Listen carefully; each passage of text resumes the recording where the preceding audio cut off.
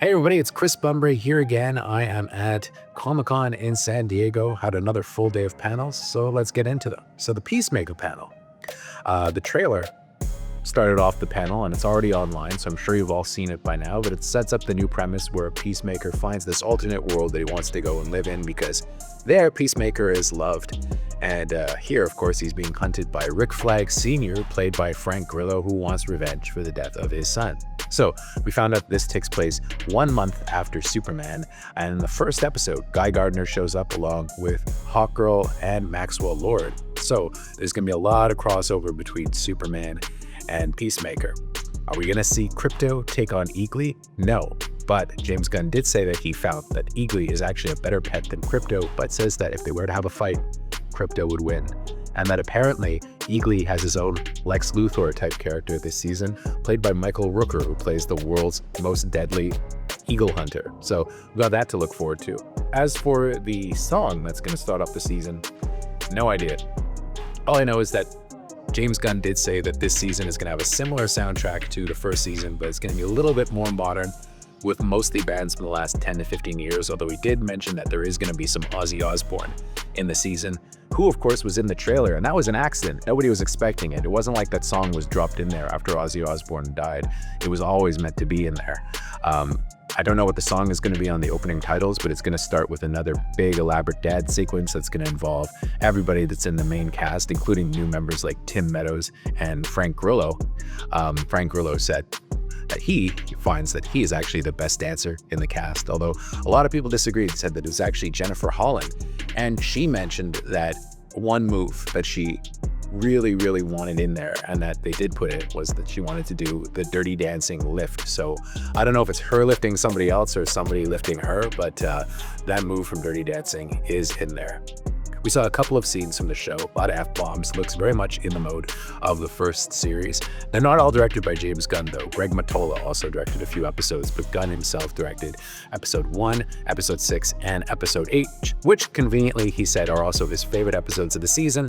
And they were making fun of Frank Grillo, the whole panel, for saying that he was the only actor who ever violated James Gunn's no assholes policy, with everybody calling him an asshole. But then Grillo, when Gunn was talking about his favorite episodes being the ones that he directed, Grillo kind of came back to him and said, "Oh, so I am the asshole," which was kind of nice. Also, John Cena was there in full Peacemaker regalia. I took video of it that you probably looking at right now. And this, he showed up in full Peacemaker regalia and seems to love the role. And he gets to play variations on Peacemaker this season because of the alternate dimensions. So otherwise, I went to a panel for Project Hail Mary, which is the latest adaptation of an Andy Weir novel. Of course, Andy Weir is who wrote The Martian. This one's directed by Phil Lord and Christopher Miller, and it looks pretty epic.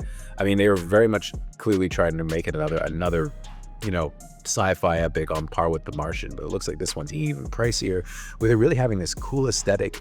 I mentioned in my wrap-up that it reminded me in some ways of Pierre Hyams's 2010, the sequel to 2001, which I've always made no secret I'm actually a huge fan of here on JoBlo. I did a video for the best movie you never saw on it, and it did really well.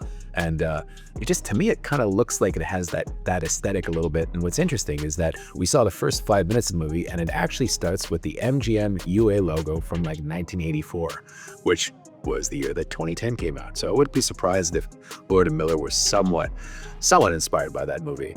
It looks like Gosling gives a great performance as this kind of high school science teacher who also has a doctorate in molecular biology, and basically is recruited by NASA because he once wrote a paper saying that not all life form has to be water-based. And, well, that's the kind of life form that maybe he meets and that maybe has the cure to saving the planet. The alien that he deals with throughout the movie is named Rocky. We didn't actually get to see Rocky, we just saw Rocky's hand, but people were oohing and awing and cooing at how cute they thought the hand was. So I don't know, I feel like Rocky might sell a lot of merchandise when he comes out, but apparently he has no face, no eyes, but 5 legs, and he has those claws. So I'm looking forward to that one. I think it's going to be great. I'm surprised that they showed so much footage because it doesn't come out until March. Part of me thinks that maybe they're going to do a surprise release and put it out at Christmas time, because it feels like this movie is going to be a big blockbuster for MGM and Amazon. But speaking of movies that are coming out for a long time, we saw the panel for COYOTE vs ACME this morning, and they revealed that that movie's not coming out until the end of August in 2026, so it's more than a year away, which is kind of insane.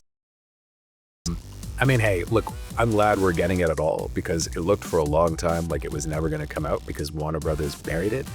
They had some fun with that in the panel though, where they said it wasn't actually Warner Brothers, it was more Acme. And then at some point, PJ Byrne, who plays an Acme lawyer in the movie, actually showed up, shut down the panel, and had all these paralegals kind of remove people forcibly from the stage before they could show the trailer. And then Forte ran back on stage and he screamed out, "Show the trailer!"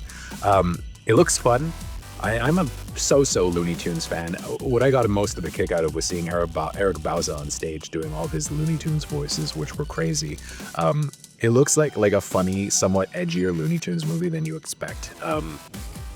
John Cena shows up in the movie as kind of Acme's lawyer. Surprisingly, was not at the panel. The guy who does the filming for me here, Mike Conway, was here with me, and he was convinced that the person who showed up wearing a Wile E. Coyote suit was actually John Cena, but no, I'm telling you, it was not John Cena, because I just saw John Cena on the panel for Peacemaker, and I saw his biceps, and Wile E. Coyote was well built, but not John Cena built.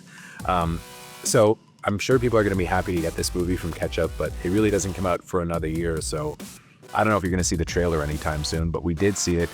It looked good, and yeah, I hope it's everything that fans want it to be. So that's it from me here at Comic-Con today. I hope you all enjoyed this video, and let me know in the comments which movie and which thing that we've talked about this year so far that you're most excited about. Thanks. Thank you for clicking on our video, everybody. If you like what you saw here, please make sure you like the video and subscribe and share with your friends who like this sort of content. JoBlo was created by movie fans for movie fans, and we appreciate your support.